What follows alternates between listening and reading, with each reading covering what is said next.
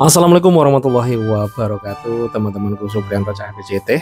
How are you today? Apa kabar? Assalamualaikum. Moga-moga panjenengan semua bahagia, sehat, berkah selalu. Sobat-sobat, kali ini saya lagi ada di rumah, lagi ngurusin orderan teman-teman. Jadi di Wondes ada Mbak Rini yang lagi produksi, dan terima kasih today ada orderan sebanyak 1.500 pieces. Reseller kami kemungkinan besar ada acara ya teman-teman. Jadi 1.500 pieces somai kita stoknya langsung ambruk, dan moga-moga cukup ya, karena stok kita akhir-akhir ini lagi tiris. Jadi penjualan kita lagi agak lay down, dan mengikuti stok pun juga kita akan lay down kan, karena butuh modal, butuh budget ya untuk bikin produksi yang cukup gitu ya. Kalau kita mau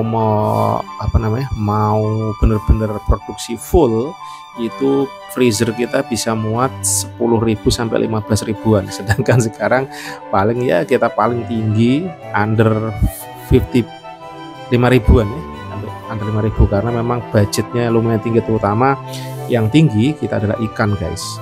Nah, sekali ikan itu kita biasanya dikirim kurang lebih 100 kiloan, itu juga lumayan, udah harganya udah nyos, karena memang real ikan tenggiri teman-teman. Kita pun sudah langsung supplier tangan pertama, dan itu juga masih kerasa besar.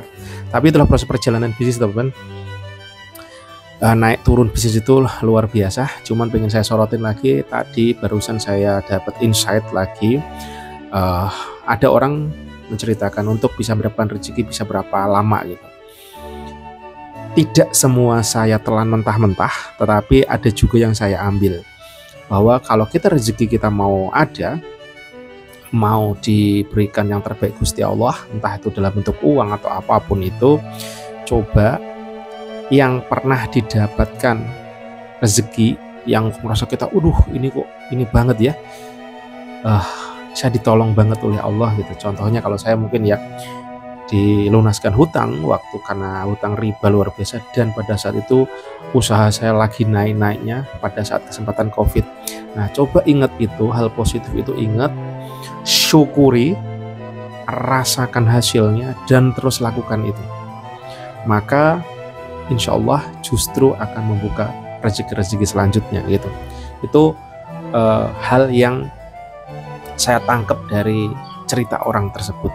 Tetapi ada beberapa hal yang bertolak belakang ya saya abaikan.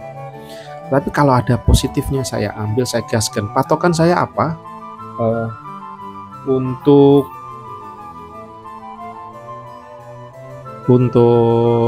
bahwa membedakan, ini oke apa enggaknya. Pertama ya, kalau memang tidak melanggar syariat, saya sami'na wa ta'na, saya ikutin dan saya coba jalankan gitu ya teman-teman. Kalau enggak ya saya abaikan. Itu sih teman-teman. Kenapa? Karena memang itu menurut saya pedoman jalan terbaik yang saya pilih gitu. Itu kok acuan jalur langit ya, kenapa harus diabaikan? Pasti kalau jalur langit, insya Allah pegangan saya adalah jalur langitnya itu teman-teman, jalur-jalur yang memang dari Tuhan gitu. Dan saya lihat memang di situ ada kebenaran ya, saya imankan dan saya jalani gitu teman-teman. Contoh, beliau mengajarkan bahwa tadi sempat, kalau saya rasa syukurnya salah satunya semenjak umur 15 tahun saya tidak pernah tidur under jam 12 malam. Nah, menurut saya ini saya tidak cocok. Itu beliau menjalankan ya boleh-boleh saja. Tetapi survei membuktikan, riset membuktikan, pertama yang saya pegang saran Rasulullah, tidur terbaik kapan? Ya, tidur terbaik adalah ba'da sholat isya sampai 1/3 malam. Itu acuan yang saya pegang. Dan kenapa terus saya selanjutnya saya coba dengarkan berbagai penelitian, bagaimana pendapat para dokter, pada ahli kesehatan, bahwasanya kenapa sih tidur itu sebaiknya jam seperti yang disampaikan Rasulullah. Ternyata risetnya apa? Jadi badan kita itu perlu detoksifikasi teman-teman. Jadi penyembuhan dari racun-racun, penyembuhan itu di jam-jam itulah dilakukan. Itu udah bertugas entah hati, entah organ-organ dalam kita itu melakukan detoksifikasi. Nah, pada saat kita melek detoksifikasi pasti tidak akan terjadi. Efeknya apa? Buat long term pasti kesehatan kita yang kena. Nah dari sini beliau tadi pilihan itu tidak apa-apa, tapi kalau sama milih saya tidak, no. Saya pegang teguh ini setelah saya coba pahami, oh ini loh yang terbaik. Justru saya tadi pagi bercerita di konten saya saat lagi olahraga, salah satu kiblat yang saya coba pantau adalah Ronaldo. Ronaldo ini hidupnya sangat teratur. Beliau ini adalah salah satu atlet yang sudah terkaya, bayarannya 3,3 triliun kalau tidak salah di Al Nassr saat ini.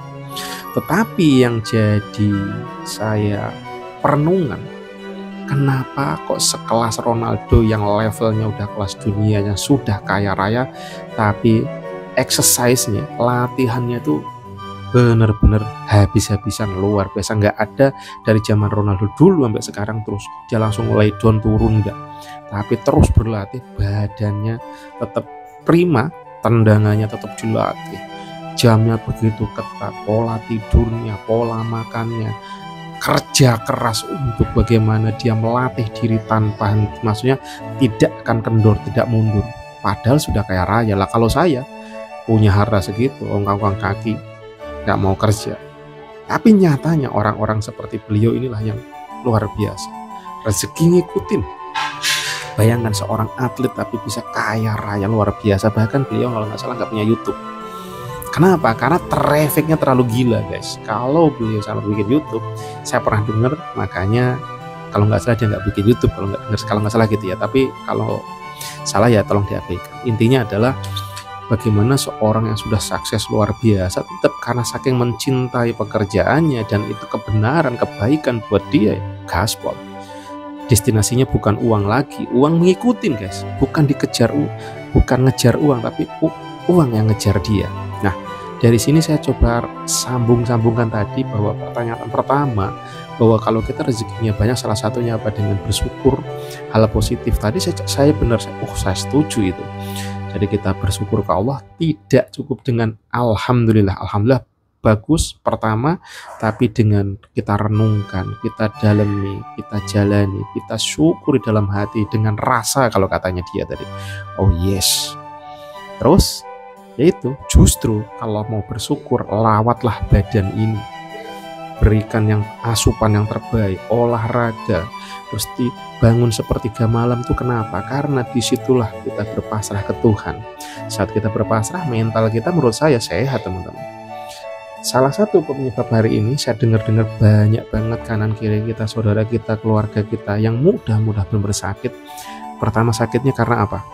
Kalau saya dengerin Zaidul Akbar ngomong itu,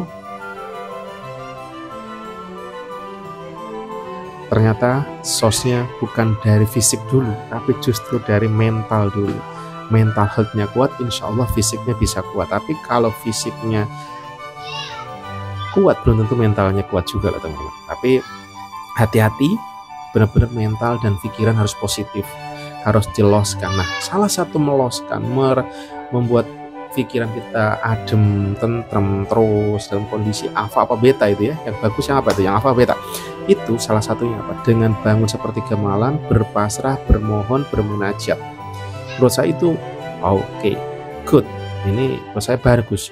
Begadangnya dibalik, guys. Kalau beliau tadi ngomong, saya tidak pernah tidur sebelum jam 12. Kalau saya lebih setuju, saya tidak pernah bangun di atas jam 3 pagi. Saya bangun jam 2 pagi dari umur 15.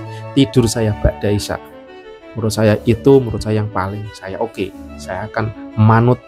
Wow, ini baru keren. Karena aku yakin kalau bisa melakukan seperti itu, mental health-nya tinggi, tambah rasa syukurnya tadi, rezekinya makin berlimpah, insya Allah datang dari segala penjuru mata angin. Nah itu teman-teman, saya coba renung-renungkan. Saya coba ambil setiap cerita orang yang baik, saya ambil yang buruk. Menurut saya patokan saya ya syariat. Syariat gimana bu ini? Ya Al-Quran Al-Hadis. Menurut itu gimana? Benar? Oke. Gas. Kalau enggak ya abaikan. Tidak usah bertentangan, tidak usah konfrontasi. Ya udah, nggak usah diikutin. Betul nggak? Menurut saya sih itu, kalau saya saat ini seperti itu teman-teman. Jadi mental health saya yang belum saya jaga karena apa?